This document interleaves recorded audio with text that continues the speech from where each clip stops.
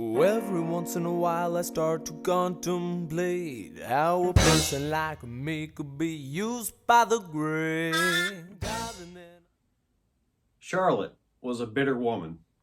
Her health was broken, and her disability had hardened her heart. Like many, she said, "If God loved me, he would not have treated me this way." One day, a Swiss minister stopped by Charlotte's house to try to encourage her and to help her in some way.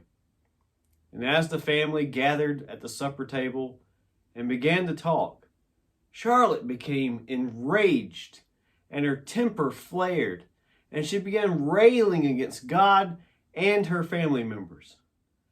Well, this embarrassed her family members, and they quickly scattered to various parts of the house, but not the Swiss minister. He remained at the table with Charlotte and began to talk to her. He asked, "You're tired of yourself, aren't you? You're holding on to your hate and anger because you have nothing else in the world to cling to. You've become sour and bitter and resentful." And so Charlotte asked, "What is your cure?" He answered, "The faith that you're trying to despise." And as they talked, her heart was softened. And Charlotte asked, "If I wanted to become a Christian and to share the peace and the joy that you possess, what would I do?" His answer, "Give yourself to God just as you are now, with your fightings and your fears, your hates and your loves, your pride and your shame." And she asked, "I would come to God just as I am? Is that right?" Charlotte did come just as she was. And on that very day, May 9th, 1822, in Brighton, England, her heart was changed. Years later, her brother, Reverend Henry Elliot, was raising funds for a school for the children of poor pastors.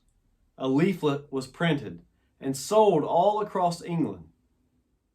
Beneath the words of John 6:37, which says, "Whoever comes to me, I will never cast out," Charlotte Elliot's poem could be found. Since then, it has become the most famous invitational hymn sung in history. We know it as "Just As I Am." Just as I am, without one plea, but that thy blood was shed for me, and that thou bidst me come to thee, O Lamb of God. I come, just as I am, and waiting not to rid my soul of one dark blot, to thee whose blood can cleanse each spot.